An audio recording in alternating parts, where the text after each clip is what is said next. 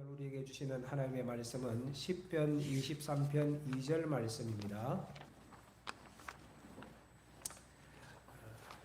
1절과 2절을 읽도록 하겠습니다. 1절과 2절을 다 같이 하나님 말씀을 받들어 읽겠습니다. 여호와는 나의 목자시니 내게 부족함이 없으리로다. 그가 나를 푸른 풀밭에 누이시며 쉴 만한 물가로 인도하시는도다. 아멘. 여러분 어떻게 삶이 평안하고 만족하십니까? 그런 분들은 참 목자를 모셨기 때문일 것입니다. 혹여 불안이 염습하고 불평과 불만들이 많습니까? 참 목자를 모시지 못했기 때문일 가능성이 많습니다. 우리 예수님께서 마태복음 9장 36절에 이런 말씀을 주셨어요. 무리를 보시고 불쌍히 여기시니 이는 그들이 목자 없는 양과 같이 고생하며 기진함이라. 양에게 목자가 없으면 그 양은 고생하고 기진할 수밖에 없을 거예요. 시편 23편은 하나님과 우리와의 관계를 목자와 양의 관계로 설명합니다. 지난 주일에는 1절 말씀 살펴보았죠.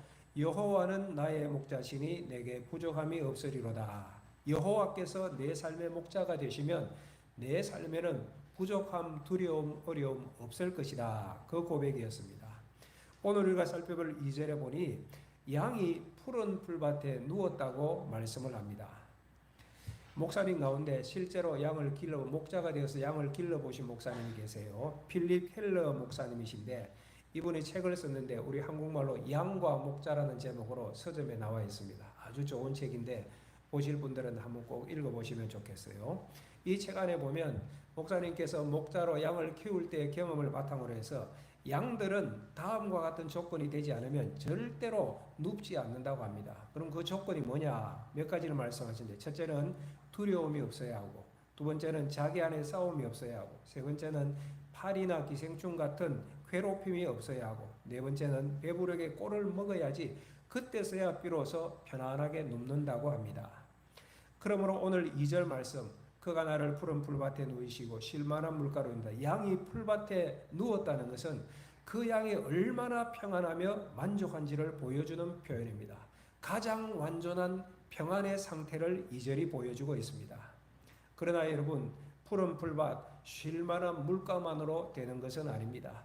근원적으로는 목자와 함께하기 때문입니다. 오늘 2절 말씀을 풀면 사실은 이런 말씀입니다. 여호와는 나의 목자시니 1절에서 했잖아요. 2절 그가 여호와께서 그가 나를 푸른 풀밭에 누이시며 그 다음 말씀도 그가 나를 쉴만한 물가로 인도하시는도다. 이렇게 되는 거예요. 만일의 경우 목자가 없었더라면 푸른 풀밭도 또 잔잔한 물가도 양들에게는 공포일 뿐입니다. 그러니 오늘 이 본문의 말씀은 하나님을 나의 목자로 삼았더니 하나님께서 얼마나 완벽하게 나를 보호하시고 인도해 주셨는가 하는 것을 간증하는 고백입니다. 사랑하는 여러분, 이것이 다윗의 고백일 뿐만 아니라 예수 그리스도 안에 살아가는 우리 모두가 누리는 놀라운 축복이라는 사실입니다. 예수님께서 요한복음 10장 11절에 이렇게 말씀하셨어요. 나는 선한 목자라. 선한 목자는 양들을 위하여 목숨을 버리거니와. 예수님께서 우리의 선한 목자가 되셨어요. 얼마나 양들을 위하여 목숨을 버릴 정도로 주님은 선한 목자이셨습니다. 여러분, 예수님은 우리의 참 목자이심을 믿으시기를 축복합니다. 참 목자이시니까 우리를 2절과 같은 삶, 푸른 풀밭으로 쉴만한 물가로 인도하시는 거예요. 마태복음 10장 28절에서 11장 28절에 예수님께서 이렇게 말씀하셨습니다. 수고하고 무거운 짐진 자들아 다 내게로 오라. 내가 너희를 쉬게 하리라. 양 같은 우리 인생을 향하여 내게로 오면 내가 너희에게 쉼을 주겠다. 푸른 풀밭 쉴만한 물가로 인도하신다는 말씀 아닙니까?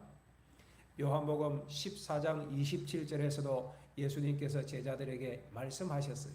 평안을 너희에게 끼치노니 곧 나의 평안을 너희에게 주노라. 내가 너희에게 주는 것은 세상이 주는 것과 같이 아니하니라. 너희는 마음에 근심하지도 말고 두려워하지도 말라.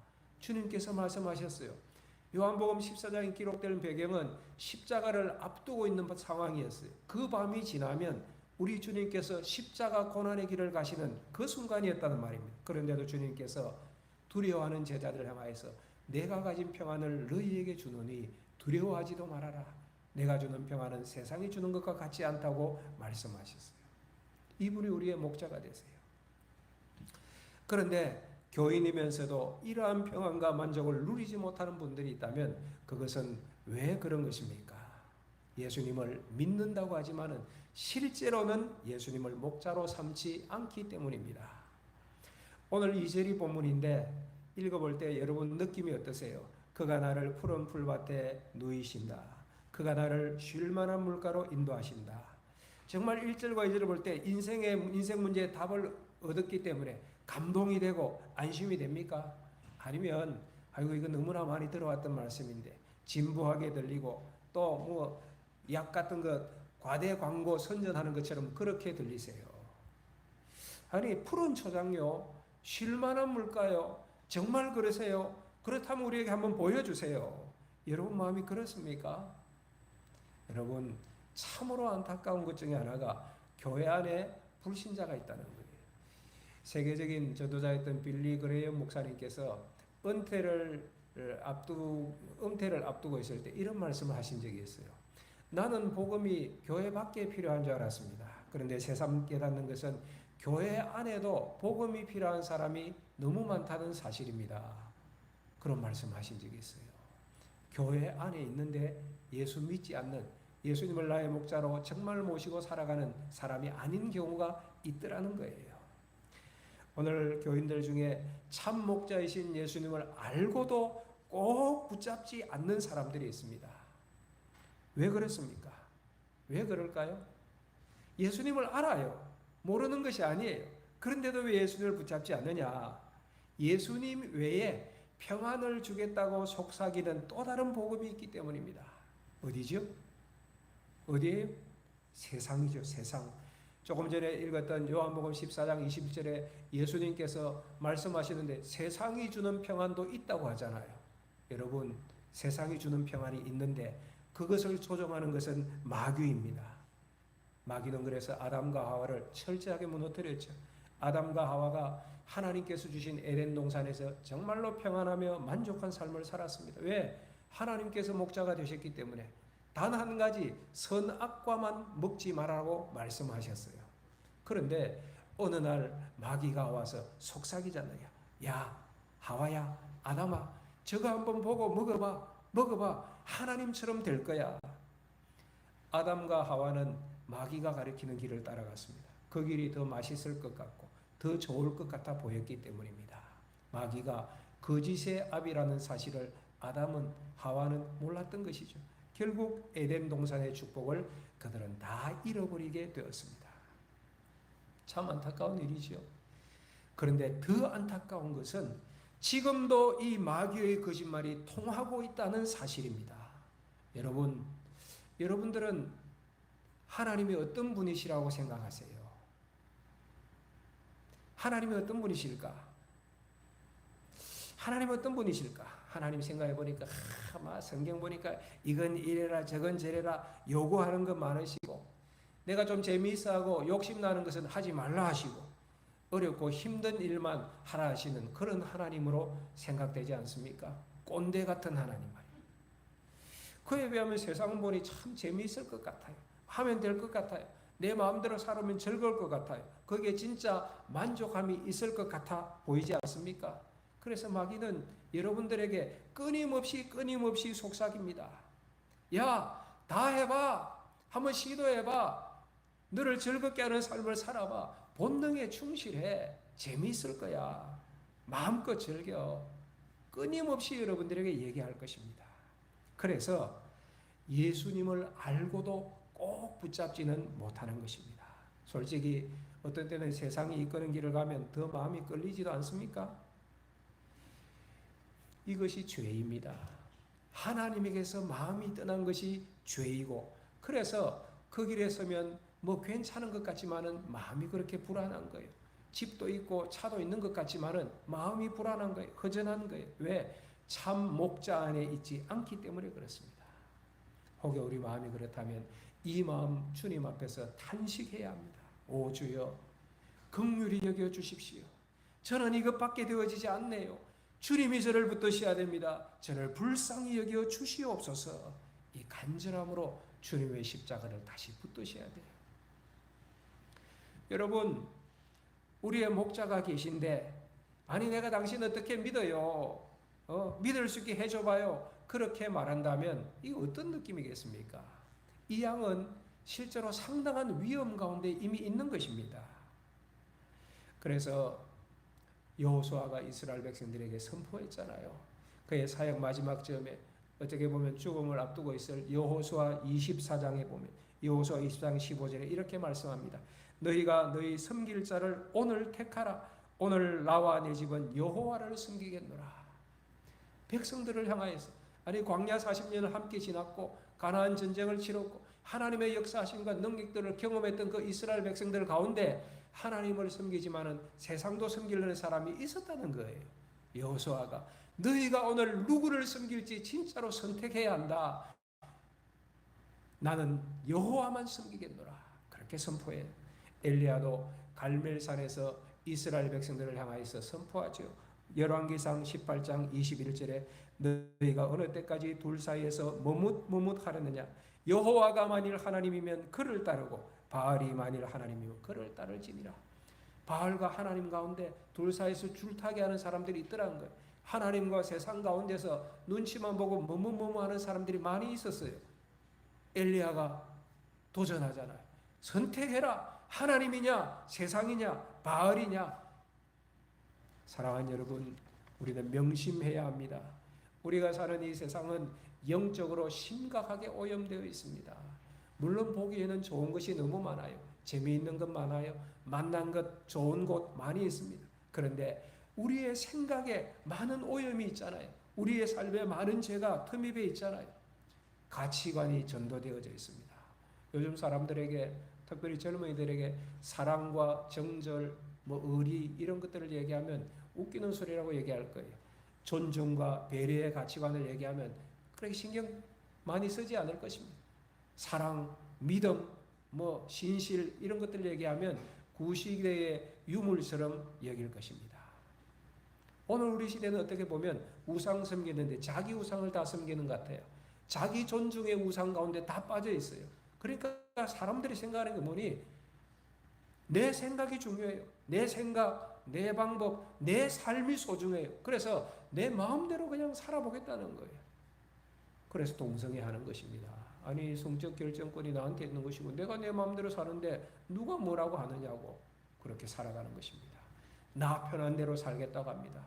그래서 어떤 사회적인 책임감 없이 그냥 나 혼자 산다. 또 어떤 분은 결혼은 해도 자녀는 아이는 없다. 왜? 내 인생이 중요하니까. 교회는 가지만은 믿는 것도 내 마음대로 믿겠다. 내 생각대로만 믿겠다. 이렇게 생각하는 분들이 오늘 우리 주변에 많이 있는 것 같아요. 참 위험한 일이에요. 베드로 사도가 베드로전서 5장 8절에서 그래서 우리에게 경고합니다. 근신하라 깨어라 너희 대적 마귀가 누가 안 보여요? 크게 보세요. 누가? 마귀가 눈에 안 보입니까 여러분? 근신하라 깨어라 너희 대적 마귀가 우는 사자같이 두루 다니며 삼킬 자를 찾나니. 세상 사람들도 이렇게 삼킬 자를 찾고 여러분 교회 나오는 신병교회 성도들도 이렇게 속삭이면서 여러분 주변에서 웅성웅성거리는 마귀가 있어요. 사도 바울도 이거 경고했잖아요. 고린도서 4장 4절에서 이렇게 말씀합니다. 이 세상에 신이 있대요. 하나님 외에 이 세상 신이 있는데 이 세상 신이 믿지 않는 자들의 마음을 혼미케 하여 그리스도의 복음의 강체가 비치지 못하게 합니다. 세상 신이 마귀가 여러분의 눈을 가리고 귀를 가리고 마음을 가려서 진짜 생명과 복음 예수 그리스도를 못 보게 하는 거예요. 우리 주변에는 이단들도 많습니다. 요즘 어떤 이단들은 참 열심히 포교를 하는데 편지를 써가 보내는데 목사한테도 보내요. 저도 이렇게 있으면 교회로 편지해요. 신병교회 담임 목사님 귀야.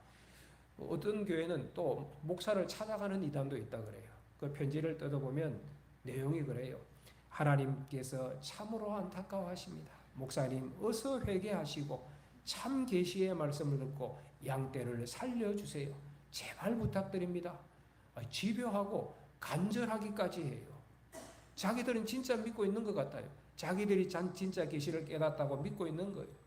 여러분, 목사에게까지 이런 편지를 보내니까 교인들이야 얼마나 혼란스럽겠습니까? 그런데 열매를 보면 알잖아요. 그 주장은 그럴듯하고 강렬한데 그 끝은 뭐예요? 그들이 보여주는 끝은 파괴적이잖아요. 개인의 영혼을 파괴하고 가정을 파괴하고 우리 사회를 혼란시키는 결과를 우리가 눈으로 똑똑히 보고 있잖아요. 인간 교주는 참 목자 아닙니다. 여러분, 믿는 것으로 말하면 믿는 것은 북한 사람들도 진짜로 믿는데요. 오래된 얘기입니다. 북한을 다녀오신 목사님이 계세요. 한 20년 전쯤 됐을 거예요. 그때 김정일이 다스릴 때니까 목사님이 북한을 방문하면서 너무 불안했대요. 나흘 방문했는데 넉 달이 된 것 같이 느껴질 정도로 불안했대요. 긴장을 많이 하신 거예요. 그런데 본인은 그렇게 긴장하고 갔는데 평양 주민들은 너무나 평안해 보이더래요. 북한이 걱정되어서 주민들을 도와주러 갔는데 북한 주민들은 모든 것이 잘 되어 있다고 믿고 있는 거예요. 북한에서 노동신문을 보니까 온 세계가 북한과 김정일을 사모한다는 기사로 가득 차 있어요. 그 기사 중에 하나 보니까 위대한 영도자 김정일 동지께서 러시아 방문을 성과적으로 마치고 돌아오셨습니다. 뭐 이런 내용부터 시작해가지고 도로공사가 뭐 성공적으로 끝났네요. 혁명과 합이 잘 되고 있고 걱정스러운 그림자는 찾아볼 수도 없더래요. 목사님이 방문을 마치고 서울행 비행기를 탔는데 신문을 보니까 우리 대한민국 정치, 경제, 사회, 문화 지면마다 걱정거리로 가득하더래요. 그런데 북한 사람은 먹는 것도 장모님이 다 해결해 주십니다. 공부하는 것도 사는 것도 아파서 병원 가는 것도 모든 것을 장모님이 해결해 주신다고 진짜로 믿고 걱정 안 하면서 살아가는 것 같더래요. 모르니까 그런 것이죠. 세상 평안 중에 특징 중 하나가 모르기 때문에 평안한 것입니다. 그들의 눈과 귀가 다 막혀 있잖아요. 반복되는 선전을 듣고 그렇게 믿고 살아가는 거예요. 그러나 그들 가운데도 현실을 아는 간부들은 달랐다고 해요. 이 목사님이 마지막 날 저녁에 북쪽에 영향이 있던 엘리트 간부와 식사를 했는데 그 간부는 자기 공화국의 미래를 걱정하더라고 얘기해요. 왜? 알기 때문이죠. 북한의 그 지도자는 선한 목자 아닙니다. 열매를 보면 알잖아요. 그런데 못 보니까 멸망의 길인 줄도 모르고 따라가는 것입니다. 사랑하는 여러분, 세상이 준다고 속삭이는 거짓 평안 조심하시기 바랍니다. 어떤 성도가 높은 지위에 올랐으면 목사님께서 축하합니다 인사를 하니 그분이 하신 말씀, 목사님 솔직히 큰 걱정입니다. 불안해서 견딜 수가 없습니다 하더래요. 남들은 승진했다고 축하해 주지만 정작 당사자는 잠을 못 이룰 정도로 걱정이 많더라는 것입니다. 이것이 세상 평안이에요. 저도 여러분도 종종 듣는 얘기가 있잖아요. 어떤 분인데 운동도 열심히 하고 활력 있게 사시고 그분은 보면 늘 푸른 청년 같은 그런 모습인데 어느 날 암 진단을 받았어요. 그리고 암 진단 받고 3개월 만에 어떤 분은 1개월 만에 세상을 떠난 분이 계시다. 이런 얘기 종종 듣잖아요. 이것이 세상이 주는 평안의 모습들입니다. 사랑하는 여러분, 오늘 2절 말씀을 보는 거예요. 그가 나를 푸른 풀밭에 누이시며 쉴만한 물가로 인도하시는다. 그런데 푸른 풀밭 쉴만한 물가를 붙잡으면 안 됩니다. 우리가 죽으라고 붙들어야 될 분은 예수 그리스도이십니다. 누가 그 길을 인도하시는데 여호와께서 나의 목자가 되시니 그가 나를 풀밭에 누이시고 그가 나를 쉴만한 물가로 인도하신다가 오늘 본문의 핵심이에요. 핵심은 하나님, 주 예수 그리스도의 양이 살 길은 오직 참목자 되신 하나님과 함께 하시는 거예요. 그러면 예수님께서 우리를 풀밭으로 인도하시고 쉴만한 물가에 이르게 하시는 거예요. 여러분, 정말로 예수님께서 우리를 푸른 풀밭으로 인도하실까요? 대답을 해보세요. 정말로 예수님이 쉴만한 물가로 여러분들을 인도하실까요? 크게 합시다. 아멘. 그렇죠. 아멘이죠. 예스. 분명하게 믿습니다. 이 땅에서도 주님은 우리를 그렇게 인도하실 것이고 종국에는 영원한 초장인 천국으로 인도하십니다. 사실 예수님의 함께 하심을 알고 나면 어디서나 푸른 풀밭이고 어디서나 쉴만한 물가일 수 있습니다. 바울이 그 고백을 했잖아요. 빌립보서 4장 11절 12절 말씀입니다. 세번역 성경으로 보여드리는데 이렇게 말씀하셨어요. 내가 궁핍해서 이렇게 말하는 것이 아닙니다. 나는 어떤 처지에서도 스스로 만족하는 법을 배웠습니다. 나는 비천하게 살 줄도 알고 풍족하게 살 줄도 압니다. 배부르거나 굶주리거나 풍족하거나 궁핍하거나 그 어떤 경우에도 적응할 수 있는 일체의 비결을 배웠습니다. 바울이 고백해요. 나는 어떤 형편에서도 만족합니다. 배부를 때도 아멘, 배고플 때도 감사합니다. 할렐루야가 나오고. 왜 그런가? 예수님 안에 있기 때문에. 여러분, 사도 바울의 서신을 살펴보면 항상 예수 그리스도 안에, 엔 크리스토스라는 단어가 끊임없이 나요. 예수님 안에, 주 예수 그리스도 안에, 예수님 안에서. 예수님 안에 사니까 예수님 모신 곳은 그 어디나 하늘나라. 이 찬양이 나오게 되어지는 거예요. 우리 어느 성도님도 들어보니 제가 다 알지도 못하지만은 예수님을 믿기까지 많은 사연이 있으셨던 것 같아요. 또 교회 나오기 전에는 교회를 싫어하셨던 것 같아요. 그런데 어느 순간 성령께서 역사하셔서 예수님을 믿게 된 거예요. 그리고 이분이 교회 앞에서 덕송하며 찬양하는데 이렇게 찬양하시더라고요. 나는 예수 믿은 것에 후회가 없습니다. 내 평생 가장 복된 일이 예수님을 만난 것입니다. 찬양하는 거예요. 감동이었지요. 그분은 아마 오늘 이 고백, 이 시편 다윗의 고백, 여호와는 나의 목자시니 내게 부족함이 없습니다. 그분이 나를 푸른 풀밭에 누이시고 그분이 나를 쉴 만한 물가로 인도하십니다. 이것을 나의 신앙으로 고백할 수 있는 분일 것입니다. 제 둘째 아들이 지금 먼 외국에 가 있습니다. 아들이 가 있는 곳은 세상이 다 아는 선진국 중에 하나지요. 그러니까 세상적인 관점으로 보면, 나라로 보면 잘 살고 좋아 보이고 역사와 문화가 뛰어나고 푸른 풀밭 같아 보여요. 그런데 혼자 갔으니까 외롭고 두렵고 위험한 길일 수 있습니다. 저는 이 말씀을 묵상하면서 그런 생각이 들었어요. 이 아들도 이 말씀을 꼭 붙잡으면 좋겠다. 어제 그렇게 준비하며 기도했습니다. 여호와께서 내가 어디에 있든지 여호와께서 내 목자가 되셔서 저는 부족함이 없습니다. 험난한 길이라 할지라도 여호와께서 목자가 되시니 푸른 풀밭으로 쉴 만한 물가로 인도하실 것입니다. 이 말씀 꼭 붙잡으면 좋겠다 기도하였습니다. 그런데 저희 가정에 아이뿐만이겠습니까? 천국 시민인 저와 여러분 모두도 이 세상에서는 나그네와 외국인으로 살아간다고 성경은 말씀합니다. 그러하기 때문에 이 말씀 꼭 붙드셔야 돼요. 우리가 세상에서 주님을 나의 목자로 모시고 살아가려면 세상 사람들이 잘 이해해 주지 않습니다. 돌 던질 때 있습니다. 가로막을 수도 있습니다. 그러함에도 불구하고 이 말씀을 꼭 붙드셔야 돼요. 우리는 천국 시민으로서 이 땅에서는 외국인처럼 나그네처럼 살아가니까. 그럼에도 불구하고 언제 어디서나 주님이 나의 목자이십니다. 이 말씀 꼭 붙드시는 신평교회 성도들 되시기를 축복합니다. 여러분, 참 목자이신 예수님만 붙들 때 어느 정도로 따라합시다. 죽으라고 붙들자. 세상을 죽으라고 붙들지 말고 예수님 죽으라고 붙드시기 바랍니다. 그러면 오늘부터 푸른 풀밭과 쉴 만한 물가를 여러분들이 경험하게 되어질 줄 믿습니다. 우리 찬양하고 기도하겠습니다.